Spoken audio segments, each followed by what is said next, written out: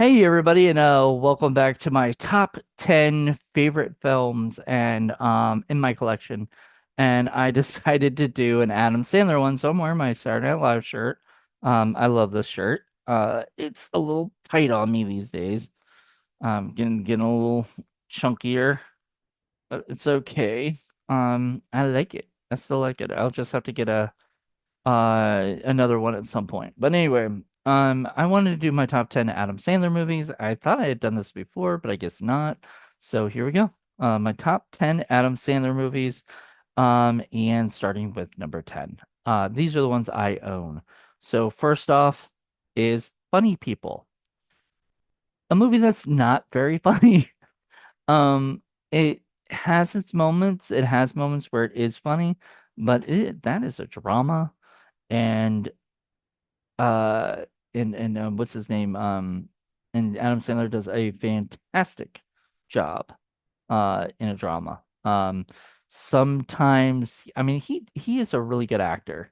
I know he gets a lot of crap because he does do goofy movies where he makes noises and he talks funny on purpose and shit like that. And we'll get into a few of those in this, in this collection of my top 10, but that's my number 10. Funny People. I just don't find it as, it is not it's not the Adam Sandler that I love, or whatever. It's not my favorite Adam Sandler, but I do love the movie, and I love being, watching it and everything. So I still love owning it. Next is a movie I think is has its moments. It's not as funny. I'm probably at some point gonna do this for rewatch and review, but I already did Wedding Singer, so I'm not gonna do it now. Probably next season or season after, but that is Bulletproof, which I do love this movie. I remember loving this movie a lot. Always remember Damon Wayans and Adam Sandler together, and I actually remember going to the theater and watching it with my cousin. So this was a movie that was a really big impact on me as a person. Came out what, 96, I want to say, 96, 97. It was when he was starting to really blow up, 96. So this was like right before or around the Wedding Singer time. So he was starting to really blow up, and so was Damon Wayans. They both were, they still are really big. Um, Next, you guys are gonna be shocked with me. Number eight is anger management. You're like, why is this so uh low on your list or whatever, and or high on your list, whatever you want to call it, but like, why is this like closer to 10? And it's because this movie, honestly, I can't watch it all the way through all the time. It doesn't have the rewatchability like a lot of the other movies do. And I love Jack Nicholson, but he's just a little bit too much. And then you find the twist in the end, and then you're like, now I don't really even believe it, and stuff. So it, like, why would he do all of this stuff for that, for that thing? Like, it felt like too much. And I love I do quote this movie, anytime I need to calm down, I do say, Fruz Grabba, and stuff like that. And I love it, but it's once again, it's number eight. I mean, that's still pretty high up, I guess. That's still pretty good. Another movie I guess I could watch more than that one is Just Go With It. I was thinking about it. I was trying to, which one should I put and where? And Just Go With It, I have a little bit more rewatchability. I think it's because I really, really like Jennifer Aniston in it. Um I do love Marissa Tomei in Anger Management, but she's not in it as much as like Jennifer Aniston or Drew Barrymore, and it's kind of a shame. I kind of wish that they had, but they really wanted to pair up Jack Nicholson in Anger Management. So it was one of the girls and whatnot. So I do love this movie, and I had a really good time with it. It's one of my favorite Adam Sandler movies. Number seven. Number six is That's My Boy, starring Adam Sandler and Andy Samberg. And I remember watching this in the theater right before I went to so this must have been 2012, right?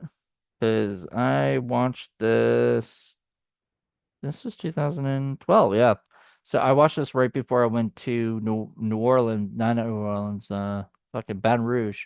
So before I moved to Baton Rouge, I watched this with a friend of mine and the theater, knowing that I was going to be moving, and it was basically one last like, let's go hang out and go see a movie before I moved. Then I moved back, so it didn't really matter. Like a month later, but I watched this movie. I really enjoyed it and had a fun time with it. Uh, I probably it's probably another movie I should do a rewatch or review at some point because I don't think it holds up very well. I just don't want the whole rewatch and review to be Adam Sandler movies, but this does not hold up as well as I don't think as a few of his other movies because of the ideas behind it. A lot of the idea that he had sex with his teacher and had a kid with his teacher and stuff like that, like, and that's how he got famous and all this other crap. And it's just really kind of gross in a way, like to really think about that and stuff. And his character can be very obnoxious at times. It's probably I still say it's like what, number six. I do love this movie. And I think I quoted it a lot back when it was came out, but like I don't know. I think this movie would be something that later I might not put on my top 10. I don't know. I'd have to rewatch it, but it's been a while. Next, even though this is a double feature, I chose Mr. Deeds over Big Daddy. I have a problem with Big Daddy. I think that his character is so unlikable in Big Daddy that I just don't want him to be anywhere near that kid. And I almost don't buy the ending with a lot of stuff, and just I there's just things that I just and I remember watching this in the theater with my dad when it first came out. He took me to the movies to watch it, and he had the same problem I do now. Back then, I just thought it was silly and goofy and funny, and I still laughed and I still thought it was good. And the more I watch it, the more I'm just like, I just don't like Adam Sandler's character. He's yelling at everybody all the time. And I know that's Adam Sandler, but like he's yelling at people all the time, but he's not likable. A lot of his other characters, especially Mr. Deeds, that's the movie I love. He's very likable. He is like a Jimmy Stewart or whatever, like from the original Mr. Deeds. So like he does such a great job that I really do love this movie and Mr. Deeds, and I adore Winona Ryder. I think she is fantastic in this movie, and I wish that they had done more movies together and whatnot, but unfortunately they hadn't. And now she's doing Stranger Things and other things like that. So, but I would have loved to see them do more films together because they really had a little bit of chemistry between them two, and it was because he was such a nice guy and she was a nice person, but she had to, like, in her line of business she has to be sort of ruthless, and so she sort of did that, but she could feel sorry, and she really liked Deeds for Deeds, and it was just great. I mean, you could see sort of the transition from not really caring about him to all of a sudden falling in love very quickly, so it was nice. Speaking of like romantic comedy stuff, this is my number four. So that's my number five. Now my number four is 50 First Dates, another a Drew Barrymore and Adam Sandler movie, and I absolutely love this movie. Uh, it is one that I watch over and over again, because it's one of those ones where he's likable, and you just enjoy watching him be himself, and he's like, he's harder on himself than he is on anyone else, and he when he meets Drew Barrymore's character, he just falls in love with her. I mean, how could you not? And he kind of feels bad for her not being able to, like, the idea of the movie is that she forgets when she wakes up and everything, the next day, basically starts all over the day. It's kind of like Groundhog Day for her, like every day is the same and stuff, but nobody and everybody else knows it. It's kind of like that. I really, really enjoyed it. I just, it's one of those nice, sweet romantic comedies that I think Adam Sandler loves to do and does very well in. A movie I did not put on my list there is Blended, which um he's mean spirited a lot of times. He like the first second you meet him, he's a dick. And I'm just like, I don't know if I like that. And then all of a sudden he's supposed to become likable, but I still see the dick whenever that sounded really wrong. Sorry, Adam Sandler. Um Next is Wedding Singer, number three. Also Drew Barrymore and Adam Sandler. And they were fantastic. Like I just did this for rewatch and rewind, or rewatch and rewind, rewatch and review, and I absolutely adored both of them together. They did such a great job. And they were so cute. It just makes my heart melt seeing these two. And just loved it. I love these movies. Like it's just something about The Wedding Singer that I absolutely love, and I can't stop watching. If I watch it, like it's so good. Julia Gulia, just all of the stuff in it, so great. I bet you can guess what my last two movies are, but I'm gonna go with number two, which is Happy Gilmore.